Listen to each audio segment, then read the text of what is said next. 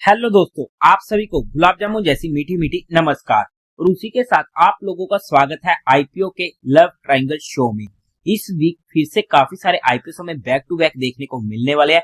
यानी कि 19 of December को 5 आईपीओ ओपन होंगे और 20 ऑफ दिसंबर को 2 मेनलाइन आईपीओ ओपन होने वाले हैं। मतलब कि टोटल 7 आईपीओ में हमें एक साथ अपना पैसा यूज करना पड़ेगा, वो जो हमारे लिए सबसे बड़ा दिक्कत वाला पॉइंट होने वाला है, क्योंकि हर किसी के पास पैसा लिमिटेड होता है और वहां पर प्रॉपरली हमारे फंड्स को अच्छे आईपीओ में जहां पर हमें मिलने की प्रोबेबिलिटी हो वहां पे प्रॉपरली यूज करना पड़ेगा। तो किस बेस पर बनेगी इन सभी आईपीओ की रैंकिंग, सभी फैक्टर्स को ध्यान में रखते हुए जो भी फाइनल रैंकिंग बनेगी वो हम आप लोगों को अपडेट कर देंगे। बट आज की इस रिव्यू वीडियो में हम एक कंपनी ममता मशीनरी का खोलने वाला है पूरा का पूरा कच्चा चिट्ठा। तो वहां पर अगर मैं स्टार्टिंग में इसमें अपने पर्सनल डिसीजन की बात करूं तो जिस तरीके का आईपीओ हमें देखने को मिलने वाला है, एक अच्छा आईपीओ हमें on the face of today देखने को मिलने वाला है। हालांकि थोड़े से इवट वाले पॉइंट है जिसे हम स्टडी करेंगे, बट आईपीओ का साइज होने वाला है काफी छोटा। तो वहां पर किस तरीके से जाएगी सब्सक्रिप्शन, और अगर काफी अच्छी सब्सक्रिप्शन हमें यहाँ पर देखने को मिल जाती है तो आईपीओ मिलना हमें उतना ही डिफिकल्ट होगा। तो उन सभी फैक्टर्स को ध्यान में रखते हुए किन आईपीओ में मिलने की प्रोबेबिलिटी है और वहां पर अच्छा लिस्टिंग गेन भी हमें देखने को मिल पाए, उसके बेस पर जो भी रैंकिंग बनेगी वो मैं अपडेट कर दूंगा और उसी के बेस पर मेरा कोई फाइनल डिसीजन बनेगा। बट हाँ, एक ऐसा आईपीओ होने वाला है जिसे मैं स्टडी जरूर करना चाहूंगा। बट फिर भी आप लोग एक बार इस वीडियो को देख लीजिएगा, समझ लीजिएगा, फिर अपने रिस्क रिवॉर्ड रेशियो और माइंडसेट के अकॉर्डिंग अपने फाइनेंशियल एडवाइजर से कंसल्ट करके भी फाइनल एक्शन बनाइएगा। उसी के साथ साथ आप लोगों को म्यूचुअल फंड में या इंश्योरेंस सेगमेंट में किसी भी तरीके कोई भी हेल्पलाइन की जरूरत है, जब आप लोग चाहते हो कि being a mutual fund distributor हम आपका पैसा मैनेज करने में आपकी हेल्प करें, चाहे वो एसआईपी हो, एसटीपी हो, एसडब्ल्यूपी हो, बूस्टर एसटीपी हो या लमसम अमाउंट हो, तो आपको डिस्क्रिप्शन में मेरा फोन नंबर मिल जाएगा, आप मुझसे कांटेक्ट कर सकते हैं। अब अगर हम कंपनी की बेसिक डिटेल की बात करते हैं तो 1979 में ये कंपनी इनकॉर्पोरेट हुई थी, मतलब कि काफी अच्छा एक्सपीरियंस हो चुका है। काम की बात करते हैं तो जो मैन्युफैक्चरिंग करती है, एक्सपोर्ट करती है मशीन्स को जो यूज होती हैं for making plastic bag, pouches, packaging and extrusion equipment, और कंपनी प्रोवाइड करती है manufacturing solution for the packaging industry. काम वाइज, सेगमेंट वाइज एक अच्छा काम, एक अच्छा सेगमेंट हमें देखने को मिलने वाला है और कंपनी कैटर करती है mainly FMCG, food and beverage industries को। और कंपनी के कस्टमर्स की लिस्ट आप जहां पर स्टडी कर सकते हैं और उनमें कुछ अच्छे नाम जैसे कि बालाजी वेफर्स प्राइवेट लिमिटेड जैसे हमें देखने को मिलने वाले हैं। एज ऑफ मई 31, 2024 कंपनी ने एक्सपोर्ट करी है अपनी मशीन टू ओवर 75 कंट्रीज, जो एक अच्छा फिगर हो जाता है। और कंपनी के इंटरनेशनल ऑफिस होने वाले इन ब्रांडेड, फ्लोरिडा एंड मोंटेगो मेरी, इलियोनिस। और उसी के साथ साथ इनके सेल्स एजेंट्स भी होने वाले इन over 5 countries across Europe, south Africa and Asia. Company की 2 मैन्युफैक्चरिंग फैसिलिटीज होने वाली है, एक इंडिया में और दूसरी यूएसए में होने वाली है। एज ऑफ मई 31, 2024 कंपनी के पास 87 skilled engineer and application experts होने वाले हैं। अब अगर हम कंपनी के कुछ इंटरनल रिस्क फैक्टर्स की बात कर लेते हैं तो वहां पर सबसे पहले कंपनी का मेजर रेवेन्यू जनरेट होता है जो इनकी मशीन सोल्ड आउट होती है for plastic bag and pouch making से। आप चेकआउट कर सकते हैं 61% का हमें देखने को मिलने वाला है।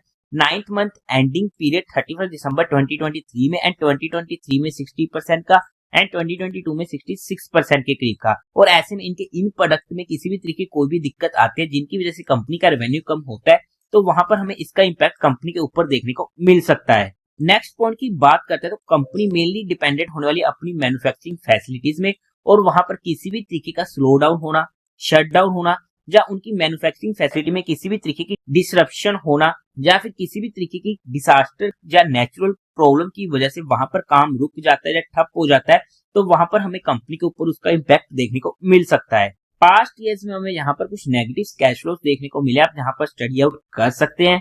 कंपनी का मेजर रेवेन्यू जनरेट होता है आउटसाइड इंडिया की सेल से, जहां पर आप चेकआउट कर सकते हैं ऑलमोस्ट 70% का हमें देखने को मिला है। 9 month period ended 31 December 2023 and 2023 financial year में 71% का एंड 2022 में 66% का। और ऐसे में फॉरेन में अगर किसी भी तरीके से इनका रेवेन्यू कम होता है तो वहां पर फिर से हमें कंपनी के ऊपर इसका इम्पैक्ट देखने को मिल सकता है, क्योंकि कंपनी मेनली जो बैग्स वगैरह बनाती है वो मोस्टली होते हैं प्लास्टिक के, क्योंकि मोस्टली प्लास्टिक बैग्स में ये प्रोडक्ट्स वगैरह यूज किए जाते हैं। और ऐसे में गवर्नमेंट की तरफ से किसी भी तरीके का वहां पर अगर बैन लगता है, चाहे वो पार्शली लगे या कंप्लीटली लगे, तो वो मेजर इम्पैक्ट हमें कंपनी के ऊपर हमेशा रहेगा। जिसकी वजह से ये सबसे मेजर इंटरनल रिस्क फैक्टर होने वाला है इस कंपनी का कि अगर बाय चांस आने वाले टाइम में इन फ्यूचर अगर कुछ भी ऐसा गवर्नमेंट की साइड से हमें देखने को मिलता है तो उसका इम्पैक्ट हमें यहाँ पर देखने को मिलेगा। और ये सिर्फ इसी कंपनी की बात नहीं कर रहा हूँ, जितनी भी प्लास्टिक के प्रोडक्ट्स को यूज करती है जो कंपनी, उन सब में उसका इम्पैक्ट हमें देखने को मिल सकता है। हाँ, बट जितने भी हम ये रिस्क फैक्टर स्टडी करते हैं उनकी होने की प्रोबेबिलिटी काफी ज्यादा कम होती है। बट स्टडी करना इम्पोर्टेंट हो जाता है कि किसी भी कंपनी में हमारे पास क्या क्या इंटरनल रिस्क फैक्टर होते हैं आने वाले टाइम में, जिसकी वजह से हमें आने वाले टाइम में उस कंपनी में क्या क्या इम्पैक्ट देखने को मिल सकते हैं। तो यहाँ पर हमने इनके कुछ इंटरनल रिस्क फैक्टर को स्टडी करने की कोशिश की है, बाकी आप इनके DRHP में स्टडी आउट कर सकते हैं। अब अगर हम कंपनी के टेंटेटिव टाइम टेबल की बात करते हैं तो ये IPO ओपन होगा 19 दिसंबर को, क्लोज होगा 23 दिसंबर को, अलॉटमेंट 24 दिसंबर की, रिफंड मिलने जा आपके अकाउंट में क्रेडिट हो जाएंगे शेयर फ्लोटेड 26 दिसंबर को, टेंटेटिव लिस्टिंग डेट 27 दिसंबर की, face value 10 rupees per share की, प्राइस बैंड हमें 243 रुपीज ही अप्लाई करना है बिकॉज ये IPO इजिली ओवर सब्सक्राइब होने वाला है। 61 शेयर्स का एक लॉट होने वाला है। टोटल इशू साइज है 179.39 करोड़ का, जो पूरा का पूरा होने वाला है OFS, जो हमारे लिए एक नेगेटिव पॉइंट हो जाता है।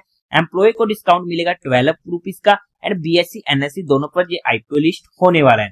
कोटा की बात करते हैं तो वहां पर क्वालिफाइड का 50% का, रिटेल में 35% का, HNE में 15% का होने वाला है। लोड साइज में अगर हम बात करते हैं तो वहां पर रिटेल कैटेगरी में एक लोट पड़ेगा 61 शेयर्स का, जिसकी अमाउंट पड़ेगी 14,823 रुपीज की। स्मॉल HNE में मिनिमम 14 लोट्स के लिए अप्लाई करना पड़ेगा, जिसकी अमाउंट पड़ेगी 2,07,522 रुपीज की। बिग HNE में 68 लोट्स के लिए अप्लाई करना पड़ेगा, जिसकी अमाउंट पड़ेगी 10,07,964 रुपीज की। किसी भी कैटेगरी में एक बास्केट से ज्यादा अप्लाई करने का कोई यूज नहीं है, बिकॉज यहाँ पर ये IPO हर कैटेगरी में ओवर सब्सक्राइब होने वाला है। मतलब कि रिटेल कैटेगरी में हमें वहां पर एक ही लोड यूज करना है सिंगल पैन कार्ड से, स्मॉल HNE में हमें वहां पर 14 लोड्स को ही यूज करना है, बिग HNE में 68 लोड्स के लिए हमें वहां पर एप्लीकेशन डालनी है। अब अगर हम बात करते हैं कंपनी के प्रमोटर्स की तो वहां पर Mahendra Patel, Chandrakanta Patel, Nayana Patel, Bagpati Patel, Mamata group corporate services LLP and Mamata management services LLP company के प्रमोटर होने वाले हैं। प्री इश्यू होल्डिंग थी 92.45% की। अब अगर हम कंपनी के मेन मुद्दे की बात करते हैं यानी कंपनी के फाइनेंशियल की, तो वहां पर सबसे पहले टोटल असेट 2022 में थे 216 करोड़ के, जो इंक्रीज होते थे फर्स्ट क्वार्टर ऑफ 2025 तक पहुंच चुके 240 करोड़ के। ग्रोथ है बट इतनी ज्यादा नहीं है, मतलब एक ठीक ठाक से स्लाइटली नेगेटिव हम यहाँ पर बोल सकते हैं। रेवेन्यू 2022 में था 196 करोड़ का, 2023 में 210 करोड़ का, 2024 में 241 करोड़ का एंड फर्स्ट क्वार्टर में 29 करोड़ का। ओके सी ग्रोथ हम जहां पर बोल सकते हैं, इतनी ज्यादा ग्रोथ हमें जहां पर भी देखने को नहीं मिली है इनके रेवेन्यू में। प्रॉफिट आफ्टर टैक्स 2022 में था 21 करोड़ का, 2023 में 22.51 करोड़ का, 2024 में 36 करोड़ एंड फर्स्ट क्वार्टर में 0.22 करोड़ का। फिर से इतनी अच्छी ग्रोइंग रेट देखने को नहीं मिली है, बट हाँ ग्रोइंग रेट होने वाली है। बट 2023 से 2024 में काफी अच्छी ग्रोइंग रेट देखने को मिली और वहां पर प्रॉफिट आफ्टर टैक्स इंक्रीज होते हैं 60% से जस्ट IPO आने से पहले, जिसकी वजह से हमारे मन में शंक शिकायत भी आ जाते हैं, क्योंकि रेवेन्यू तो इंक्रीज होता है 14.84% से, बट प्रॉफिट इंक्रीज हो रहे हैं इनके 60% से। नेटवर्थ 132 करोड़ की, टोटल बोरिंग्स 4 करोड़ की होने वाली है। हाउ एवर अगर हम यहाँ पर फर्स्ट क्वार्टर के इनके टॉप लाइन और बॉटम लाइन को स्टडी करते हैं यानी कि revenue and profit after tax को, तो वहां पर हमें वो काफी ज्यादा कम देखने को मिल रहे हैं और ऐसे में हमें देखने पर ऐसे लगता है कि हम अगर एवरेज निकालने की कोशिश करें तो शायद ये 2024 के फिगर्स को कंपीट ना कर पाए। हालांकि हमें इस कंपनी के पास्ट ट्रैक रिकॉर्ड में देखने को मिला है कि कंपनी सेकंड हाफ में ज्यादा अच्छा परफॉर्म करती है as compare to first half, but फिर भी जिस तरीके के फर्स्ट क्वार्टर के रिजल्ट हमें देखने को मिले जो हमारे नेगेटिव पॉइंट क्रिएट कर देती है। हाउएवर अगर हम कंपनी के फाइनेंशियल्स की बात करते हैं तो ज्यादा अच्छे नहीं बोलूंगा, बट हाँ ठीक ठाक से हमें कंपनी के फाइनेंशियल देखने को मिलने वाले हैं। अब अगर हम बात करते हैं कंपनी के ऑब्जेक्टिव की, तो वहां पर क्योंकि कंपनी के पास एक भी रुपया नहीं जाएगा और पूरा का पूरा होने वाला है ऑफर फॉर सेल, तो वहां पर हमें कंपनी का कोई भी ऑब्जेक्टिव देखने को नहीं मिलेगा। अब अगर हम बात करते हैं कंपनी के फंडामेंटल्स की, तो वहां पर रिटर्न ऑन इक्विटी 27.76% की अच्छी है, रिटर्न ऑन कैपिटल एम्प्लॉयमेंट 31% की अच्छी है, डेट टू इक्विटी रेशियो 0.09 की कोई दिक्कत ही नहीं है, ऑलमोस्ट नील है, रिटर्न ऑन नेटवर्थ 27% की अच्छी है, प्रॉफिट आफ्टर टैक्स मार्जिन 15% का अच्छा है, पीई प्री आईपीओ 16.59 की होने वाली है। अगर हम ओवरऑल में फंडामेंटल्स की बात करते हैं तो फंडामेंटल हमें यहाँ पर अच्छे देखने को मिलने वाले हैं। अब अगर हम बात करते हैं कंपनी के पीयर टू पीयर ग्रुप की, तो वहां पर सबसे पहले राजो इंजीनियर्स जिसका पीए 57 का, विंडशोर मशीन्स क्योंकि ये कंपनी लॉस मेकिंग है तो वहां पर पी निकाल ही नहीं सकते, काबरा एक्सट्रैक्शन टैंक लिंक जिसका पी हमें देखने को मिल रहा है 30 के करीब का। पीयर से कंपीट करने की कोशिश करते हैं तो वहां पर ये कंपनी हमें सस्ती आती हुई देखने को मिल रही है। अगर हम बात करते हैं कंपनी के जीएमपी की, तो आज के टाइम पर 45% के करीब का हमें देखने को मिल रहा है, जो काफी अच्छा हो जाता है। अब अगर हम बात करते हैं कंपनी की वैल्यूएशन की, बेस्ड ऑन अगर हम 2025 के फर्स्ट क्वार्टर को लेके चलते तो उसके बेस पर तो ये आईपीओ महंगा आ रहा है और वहां पर हम प्रॉपर्ली इसे निकाल भी नहीं सकते क्योंकि जहां पर इतने अच्छे फिगर्स ही नहीं है। बट अगर हम 2024 के फाइनेंशियल्स को लेके चलते तो उसके बेस पर कंपनी ने हमारे लिए लिस्टिंग का स्कोप छोड़ा है और वहां पर एक अच्छी वैल्यूएशन पर ये आईपीओ हमें आता हुआ देखने को मिला है। बट जो भी फाइनल डिसीजन होगा वो मैं आप लोगों को टेलीग्राम चैनल पर अपडेट कर दूंगा, जहां पर हमने किसी भी तरीके कोई भी इन्वेस्टमेंट टिप या एडवाइस नहीं दी है। फिर भी आप लोगों को कोई भी काम करना हो, कोई भी एक्शन लेना हो तो एक बार अपने फाइनेंशियल एडवाइजर से कंसल्ट करके लीजिएगा।